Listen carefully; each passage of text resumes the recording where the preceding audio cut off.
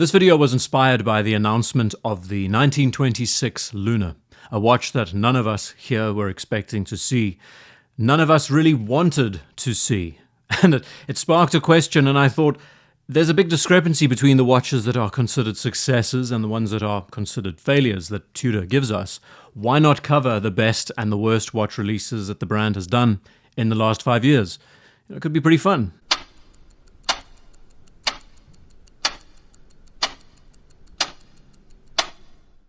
Now, where this video might be titled The Best and the Worst, let's make it clear that what fascinates all of us about Tudor is that, yes, like any other brand, they do release watches that don't get the same amount of fanfare and popularity, but for every one poor release or poor announcement, they give us at least 3 really good contenders. And how many brands, especially newcomers, have that level of reputation?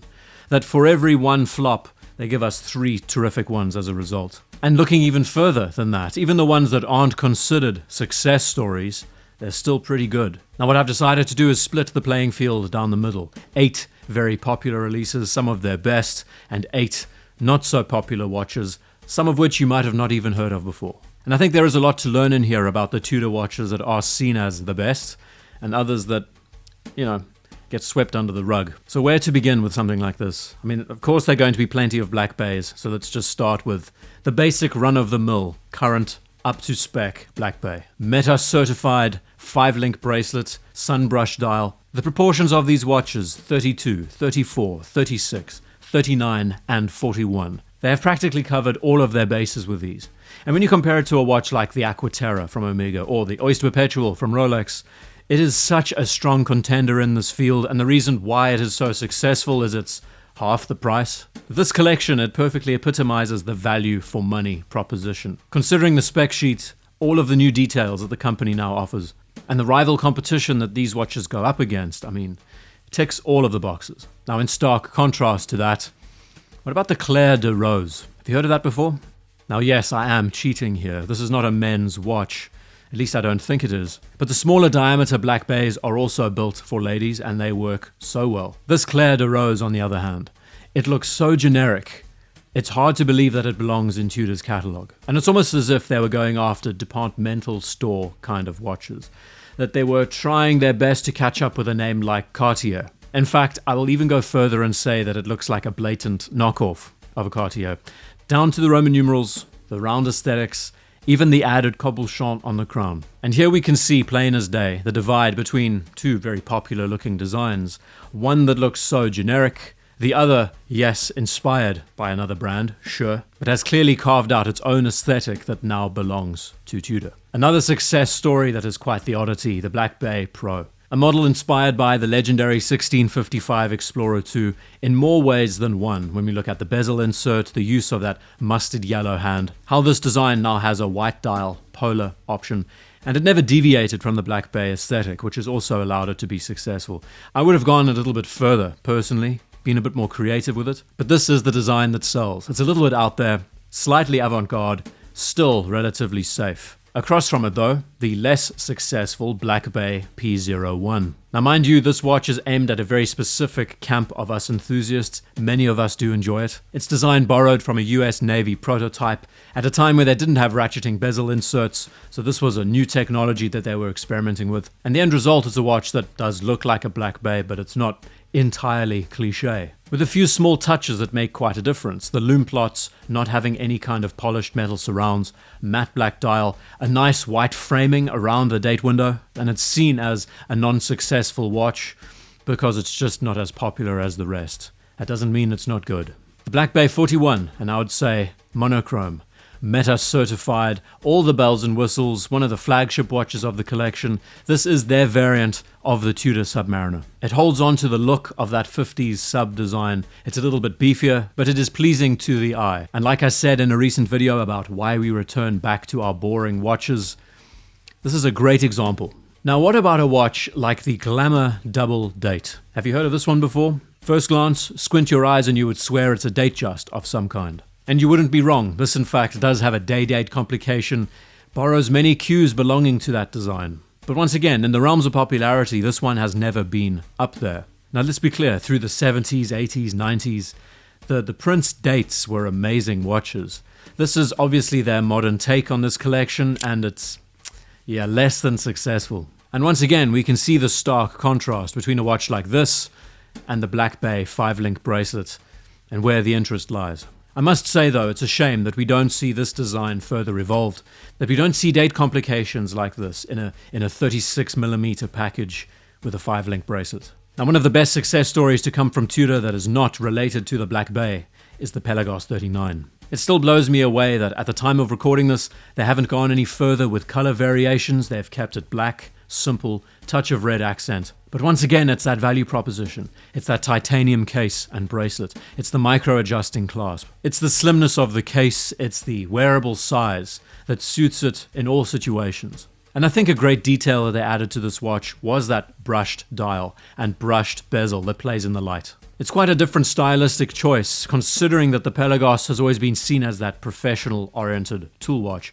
This one, slightly dressier. And in fact, it works in the watch's favor. It separates it from the rest of the collection. And now to the Ranger, the poor Tudor Ranger. Now, it's no secret that Arabic numerals on a watch dial is my favorite combination, so this hurts me deeply. And it saddens me even more that this piece hasn't been successful. I think owing to the fact that it's 39mm in diameter, and in contrast to the Pelagos 39, it just did not have a creative, dynamic edge of any sort of its own. Tudor actually went too far down the tool watch aesthetic with this piece, bearing in mind there are some enthusiasts out there that love this watch.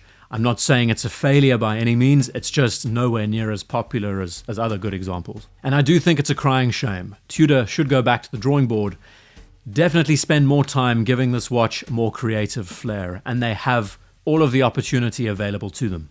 A smiling dial, a date complication, bringing the diameter down. This is easy to fix, and I will be right there supporting it when it's finally done properly. So keeping in line with the Pelagos family, the FXD. This collection did more than I think we realize to the Pelagos range. Everything from the full graduations on the bezel, bidirectional rotations, military-inspired heritage, no more spring bars, different strap styles, carbon, composites, titanium, thin case profiles. I could spend hours talking about this line, and I already have. It's nearly been 4 years, and to this day, the Pelagos FXD is my favorite watch that Tudor has made, and it continues to be so. Now, this is an odd one. A watch that has been around for as long as the Pelagos collection, I would assume, is the 1926. Now, there are some die-hard enthusiasts and collectors that love these pieces, but as far as the popularity vote goes, this watch hasn't really gone anywhere. And it's a crying shame, considering that this dial design has been championed by names like Rolex, like Tudor in the past, like Patek Philippe, like Vacheron Constantin currently. But just the same, going down a more traditional route, looking at a watch that seems more closely inspired from a 40s and 50s watch, the 26, it's just never hit the mark. And don't worry, we will be saving the new release for the end of the video. Now, the third and final Pelagos success story is the Pelagos Ultra. One of the biggest diameters that Tudor has ever released, I'm going to presume. An amalgamation of the original Pelagos 500-meter design, now capable of traveling down double the depth to 1,000 meters. Helium escape valve and one of the best micro-adjusting clasps in the industry. What I do like about this watch, actually compared to a model like the FXD, is that it's trying its utmost to not completely appear like a professional instrument. Instead, it's toning down a lot of things, like the graduations on the bezel insert. It doesn't look as highly complicated and technical on the dial. And it's also very reserved with its choice and its usage of color. A big watch, bold presence, great design, but surprisingly one that doesn't boast about its performance and what it's capable of doing. It's what we would call a silent professional. Now, one that hurts me greatly that I still have regrets about is the Black Bay 54. Now, this is by no means an unpopular watch, but I think in the grander scheme of things, even Tudor themselves didn't expect this to have such a low popularity score, because it seemed to hit every mark that many of us asked for, me included. From the diameter to the thin case profile, the more exciting dial with that sunbrush, the gilt accents, the micro-adjusting clasp, I mean, the list goes on. And in so many ways, I think it's one of the best modern watches that Tudor has ever produced. And I think many of us enthusiasts are starting to cotton onto it. It's been a delayed fuse, should I say. But looking at the broader Black Bay collection, where yes, this one was very focused on being heritage inspired, being true to that original piece, which I am such a fan of. It made a scratch and not a sizable dent. Now Tudor's Black Bay Chrono. This one ranks right up there as one of their best pieces for many reasons. I mean, let's just start with the enthusiast community. Most of us here, we aren't chronograph enthusiasts. Yes, we might settle on a Omega Speedmaster or a Hamilton Intramatic, maybe a Tag Heuer Monaco, and if we're really fortunate, a Rolex Daytona. But the idea that Tudor, a brand that is praised for their simple pieces, to say the least, tool watches, dive watches, can produce a chronograph with a modified Breitling B09 caliber, it's refocused the attention on the chronograph movement so much more. Now this could be because they're inspired by Rolex watches of the time like 6263's Big Reds. There might be a Paul Newman aesthetic in there somewhere that folk are getting on board with. And let's not forget the screw down pushers. Love them or hate them, it gives these watches a greater water resistance. But how this collection has evolved from the monochromatic colors to pink and flamingo blue and boutique blue, now offered with 5-link bracelets, and it continues to be a testament of this watch's popularity. And now to a watch that Tudor has desperately tried to make a success story of, and that is the Royale. At a time where the integrated bracelet craze was at its peak, this watch still looks generic. From its Roman numerals, fluted bezel, brushed surfaces, it has a hard edge to it. It offers things like a day-date complication. There is some good use of color here with sunbrushed and two-tone. But try as they might to make it happen, the Royale, it's just never going to happen. By no means is it saying that it's a poor watch. But in this rare instance, as far as a value for money proposition goes, you can get better from elsewhere. And it is just a shame to say that the Tudor Royal, it's never really been royal, has it? And now, as a final culmination of the last 5 years, these two watches, I think, say the most. The Black Bay 58 GMT. I believe that from a movement standpoint, size, thickness, creative outlook, the use of colors, micro adjusts, all the many things that we are now accustomed to seeing with the current up-to-date Tudor sports watch. The 58 GMT just screams success story for what it's been able to do. And it's a watch that does embody Tudor's professional look with a touch of elegance. And now the arrival of the 1926 Luna. We can see that the brand is trying to go a bit upmarket with this design. As far as I know, it's the first moon phase complication that they've ever put in a watch. Inspired by watches like the Jaeger-LeCoultre moon phase, the Vacheron 56, and in quite a smart way to dress up the 1926 to allow for more sales. Instead of culling them outright, this was a good direction to take them, I guess. But once again, I ask, will these be a success? No doubt, the spotlight will definitely be focused on these again. The 1926 name is back at the top of the new release list. But will these ever have the same level of weight tied to them compared to the strong professional success stories? I do have my doubts. And I would say as a bonus, the brand should instead be looking at 40s and 50s designs, one-to-one recreations very much like how Longines attacks their heritage collection. It would be terrific to see these watches arrive with manual winding movements, thin case profiles, decent diameters, but some amazing styles that originated in those early days in that pre-Oyster case era. Now what I've noticed while preparing this video, making this list, Tudor is greatly appreciated for their tool watches that they make, but it's taking those basic designs and stylizing them, which is where they seem to have the best results.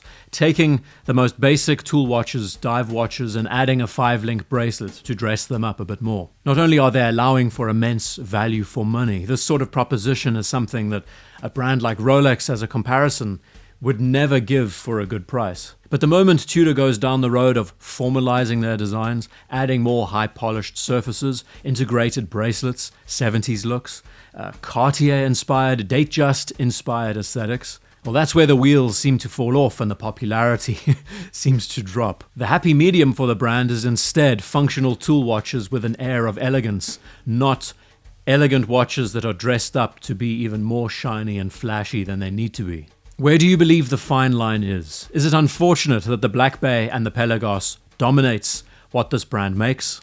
Would it not be refreshing seeing a new line of watches arrive with a strong heritage touch that's not related to any of these pieces, instead an entirely new collection that captures the essence of the brand's history, the heritage that they play on a lot, without a particular focus on the fashionista or the everyday watch wearer, but rather one that is broader, that maybe bridges the gap between these two styles. So your thoughts on the best and worst releases from Tudor. What would you say is your favorite of the last 5 years, and vice versa? Thank you as always for taking the time to watch this video. See you in the next one.